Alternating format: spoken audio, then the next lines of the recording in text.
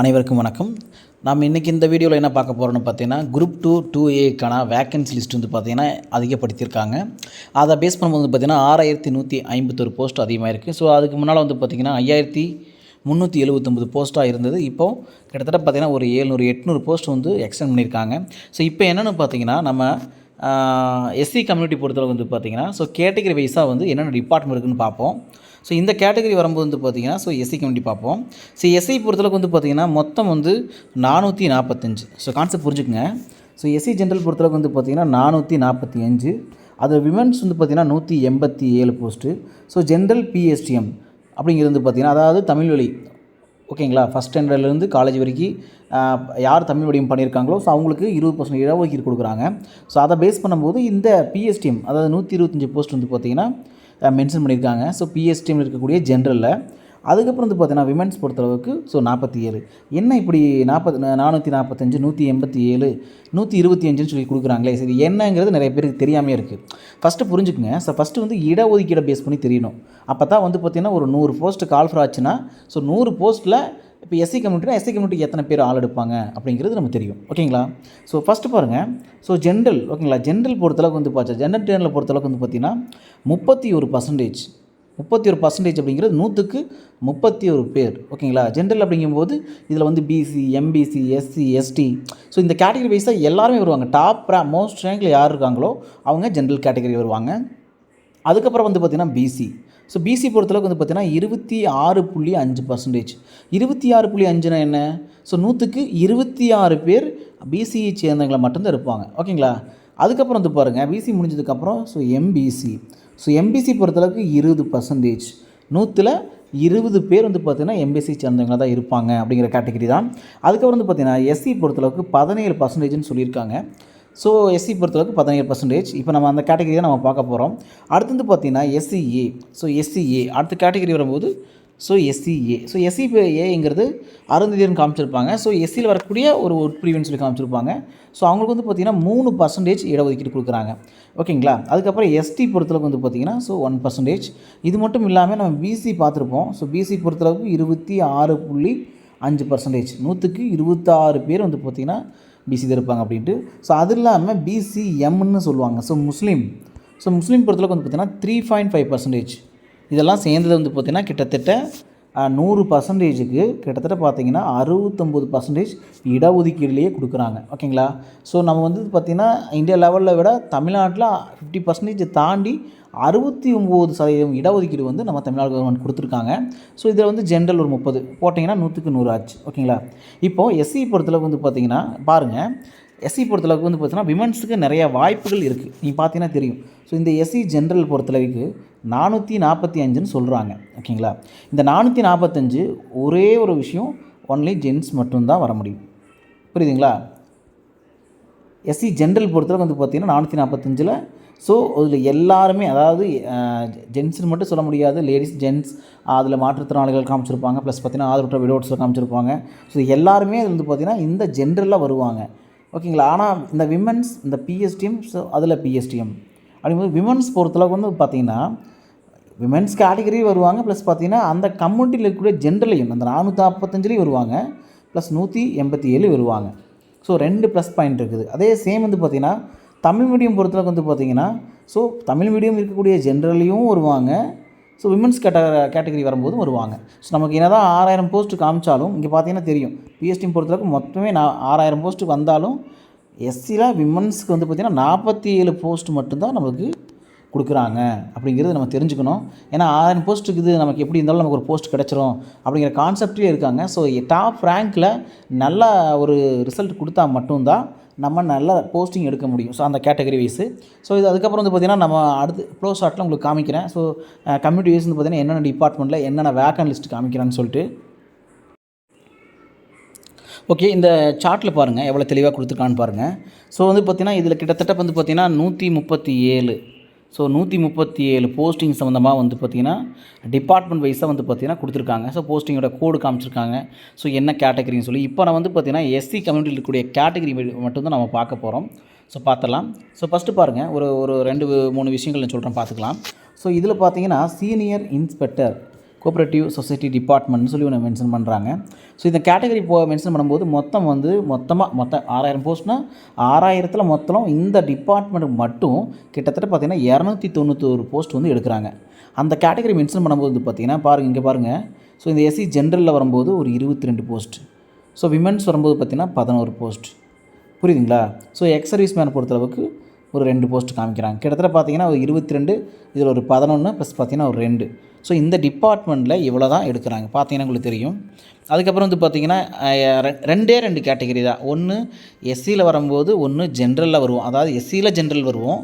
So அதுக்கப்புறம் வந்து பார்த்திங்கன்னா இப்போ பிஎஸ்டிஎம் தமிழ் வழியில் யார் முடிச்சிருக்காங்களோ அவங்களுக்கு பாருங்கள். எஸ்சியில் ஜென்ரல் வரும்போது பிஎஸ்டிஎம் பொறுத்தளவுக்கு 5 போஸ்ட் தான் காமிக்கிறாங்க. நம்ம என்ன தான் தமிழ் மீடியம் நீங்கள் வச்சுருந்தாலும் அந்த கோஆப்ரேட்டிவ் இன்ஸ்பெக்டர் போஸ்ட் நீங்கள் எடுக்கிற மாதிரி இருந்துச்சுன்னா ஃபஸ்ட்டு அந்த ரேங்க் நல்ல டாப் ரேங்க் இருந்தால் இந்த 5 போஸ்ட் நம்ம ஈஸியாக தூக்கிடலாம். ஸோ விமென்ஸ் பொறுத்தளவுக்கு வந்து பார்த்திங்கன்னா பிஎஸ்டிஎம்மில் 2 போஸ்ட் தான் காமிக்கிறாங்க. ஸோ அதை பார்த்தா உங்களுக்கு தெரியும். ஸோ வந்து பார்த்திங்கன்னா 294 இருந்தாலுமே வந்து பார்த்திங்கன்னா ஸோ இப்போ கணக்கு பண்ணிங்கன்னா 22 ஒரு கிட்டத்தட்ட பார்த்திங்கன்னா ஒரு 33, 34, 35 மொத்தமாக வந்து பார்த்திங்கன்னா 36 போஸ்ட் தான் வந்து பார்த்திங்கன்னா நம்ம இந்த கேட்டகரி வைஸாக நம்ம காமிக்கிறாங்க. ஓகேங்களா? புரியுதா? ஸோ நம்மளுக்கு என்ன தான் வந்து நமக்கு 6000 போஸ்ட்டு 7000 போஸ்ட்டுன்னு சொன்னாலும் ஸோ நமக்கு அந்த போஸ்ட்டு நம்ம மென்ஷன் பண்ணவே கூடாது. ஸோ கம்யூனிட்டி வைஸ் ஜென்ரலில் போக கம்யூனிட்டியில் ஒரு 15% ஓகே 17 காமிச்சிருப்பாங்க. ஸோ 17% கொடுக்குறாங்கன்னா ஸோ அந்த கேட்டகிரியில் நமக்கு என்ன மென்ஷன் பண்ணுறாங்கிறத நம்ம ஃபஸ்ட்டு பார்த்தா தான் தெரியும். ஓகேங்களா? 2வது கேட்டகிரி பாருங்கள். ஸோ ஒரு சில டிபார்ட்மெண்ட் நான் சொல்லிடுறேன். ஜூனியர் கோஆப்ரேட்டிவ் ஆடிட்டர்னு சொல்லி கொடுக்குறாங்க. ஸோ இதில் 2வது கேட்டகிரி. இதில் மொத்தம் வந்து பார்த்திங்கன்னா கரண்ட் வேக்கண்ட் 926 போஸ்ட் தேவைப்படுது. அதில் ஜென்ரலில் வந்து பார்த்திங்கன்னா ஸோ 68 போஸ்ட். ஃபஸ்ட்டு வந்து பார்த்திங்கன்னா நமக்கு கோட்டா வைஸ் வந்து பார்த்திங்கன்னா உங்களுக்கு சொல்லியிருப்பேன் எத்தனை பர்சன்டேஜ். இப்போ 100 போஸ்ட்டு கால்ஃபர் ஆகுதுன்னா அந்த 100 போஸ்ட்டில் எஸ்சி கம்யூனிட்டி சேர்ந்தவங்களுக்கு எவ்வளோ இடஒதுக்கீடு கொடுக்குறாங்க, எத்தனை போஸ்ட் எடுப்பாங்கிறது நீங்கள் ஐடென்டிஃபை பண்ணிடலாம். அதை பேஸ் பண்ணி நீங்கள் ஒவ்வொரு டிபார்ட்மெண்ட்லையும் ஈஸியாக அனலைசிஸ் பண்ணலாம். ஏன்னா கடைசி டைமில் எந்த டிபார்ட்மெண்ட் எடுக்கிறனே தெரியாமல் ஒரே கன்ஃபியூஷனில் போய் கடைசியில் நல்ல மார்க் எடுத்துமே வந்து பார்த்திங்கன்னா கடைசியில் ஒரு நல்ல டிபார்ட்மெண்ட்னால் இப்போ முனிசிபல் கமிஷனர் நீங்கள் எடுத்துக்கலாம். ஸோ நிறைய டிபார்ட்மெண்ட் காமிக்கிறாங்க. அசிஸ்டன்ட் எம்ப்ளாய்மெண்ட் ஆஃபீஸர் காமிக்கிறாங்க. ஸோ அந்த கேட்டகரி வைஸ் நான் சொல்கிறேன். ஸோ அதை விட்டுற விடோ அப்படின்னு காமிக்கும்போது பார்த்திங்கன்னா ஒரு 4 போஸ்ட், எக்ஸ் சர்வீஸ்மேன் பொறுத்தளவுக்கு ஒரு 6 போஸ்ட். இந்த பிடிஎஃப் வந்து பார்த்திங்கன்னா நம்மளுடைய டெலகிராம் குரூப்பில் நம்ம ஷேர் பண்ணுறோம். ஸோ செக் பண்ணி பாருங்கள். ஸோ இதில் வந்து பார்த்திங்கன்னா அடுத்த ஜூனியர் எம்ப்ளாய்மெண்ட் ஆஃபீஸர் ஸோ நான் இதில் காமிச்சிருக்காங்க. அதுக்கப்புறம் வந்து பார்த்திங்கன்னா ஆடிட் அசிஸ்டன்ட் காமிக்கிறாங்க. ஸோ அதுக்கப்புறம் வந்து பார்த்திங்கன்னா சிவில் சப்ளையர் கஸ்டமர் அண்டு இது காமிக்கிறாங்க. அதுக்கப்புறம் வந்து பார்த்திங்கன்னா இண்டஸ்ட்ரியல் காமிக்கிறாங்க. அதுக்கப்புறம் பார்த்திங்கன்னா ஆடிட் இன்ஸ்பெக்டர் காமிக்கிறாங்க. ஸோ இது மாதிரி வரும்போது பார்த்திங்கன்னா கிட்டத்தட்ட 137. ஓகேங்களா? இந்த பிடிஎஃப் பார்த்தீங்கன்னா ஈஸியாக தெரிஞ்சுக்கலாம். ஓகேங்களா?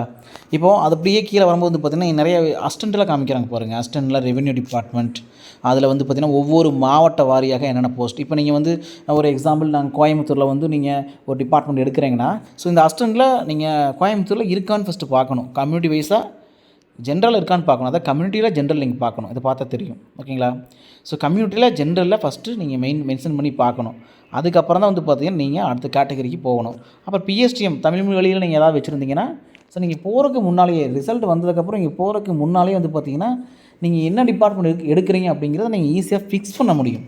ஸோ அந்த கேட்டகரி மென்ஷன் பண்ண வரும்.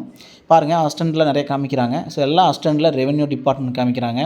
அதுக்கப்புறம் வந்து பார்த்திங்கன்னா அசிஸ்டண்ட்டில் ரெவென்யூ டிபார்ட்மெண்ட் இப்படி கீழே வந்து பார்த்திங்கன்னா லோக்கல் ஃபண்ட் ஆடிட்டர் டிபார்ட்மெண்ட்னு சொல்லி காமிக்கிறாங்க.